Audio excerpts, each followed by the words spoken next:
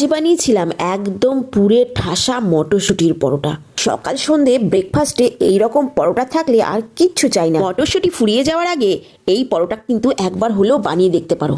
সত্যি বলছি, খেতে কিন্তু দুর্দান্ত হয়। তো দেখতেই পাচ্ছ একদম পুরে ভরা মটরশুঁটির পরোটা। ও আর দেরি না করে ঝটপট দেখে নিই কীভাবে বানাচ্ছি।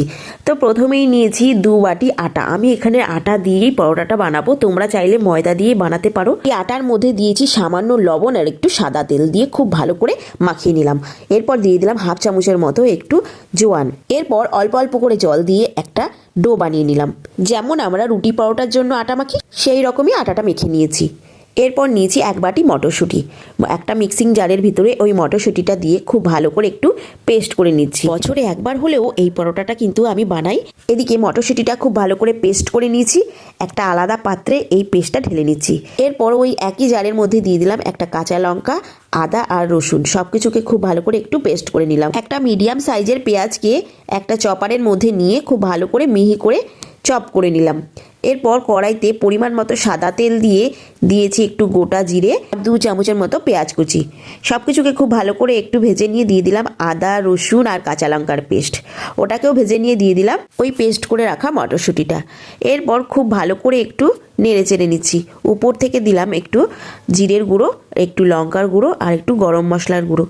সব কিছুকে খুব ভালো করে একটু মিশিয়ে নিলাম। যখন দেখলাম কড়াইয়ের গাছ ছেড়ে আসছে, তখন ওপর থেকে দিয়ে দিলাম 2 চামচের মতো বেসন। বেসনটাকে দিয়েও খুব ভালো করে একটু মিশিয়ে নিলাম।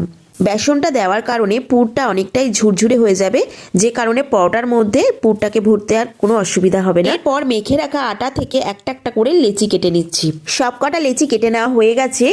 এরপর পুর ভরার পালা। তো এদিকে একটা লেচি নিয়ে খুব ভালো করে হাতের সাহায্যে একটু বড় করে নিলাম। এখন এর মাঝ বরাবর পুরটা ভরে দিলাম। আমি একটু বেশি করেই পুর দিয়েছি।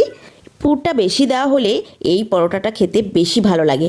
তো তোমরা চেষ্টা করবে পুরটা একটু বেশি দেওয়ার। তো যাই হোক, পুরটাকে ভরে উপর থেকে একটু শুকনো আটা ছিটিয়ে এই পরোটাগুলোকে বেলে নিয়েছিলাম, যেটা কোনো কারণে স্কিপ হয়ে গেছে, আমি তোমাদের দেখাতে পারিনি। তো পরের কোনো ভিডিওতে তোমাদের নিশ্চয়ই দেখাবো। এরপর পরোটাটাকে শুকনো তাওয়ায় এপিট ওপিট একটু সেঁকে নিলাম। এরপর এপিট ওপিট সাদা তেল দিয়ে খুব ভালো করে লাল লাল করে পরোটাগুলোকে ভেজে তুলে নিচ্ছি। তোমরা চাইলে সাদা তেলের বদলে ঘি দিয়েও পরোটাগুলোকে সেঁকে নিতে পারো, এতে পরোটার স্বাদ আরও বেড়ে যায়। চলো তোমাদের একটা পরোটা ছিঁড়ে দেখাচ্ছি এর ভেতরটা কেমন হয়েছে। একদম পুরে ঠাসা মটরশুঁটির পরোটা। চলো এটাও তোমাদেরকে দেখাই। দেখো, একটা জায়গাও বাদ যায়নি, পুরো পরোটার ভেতরটা পুর ভরা। যারা এখনও এই পরোটাটা খাওনি তারা একবার হলেও ঘরে বানিয়ে কমেন্টে অবশ্যই আমাকে জানিও কেমন হয়েছে।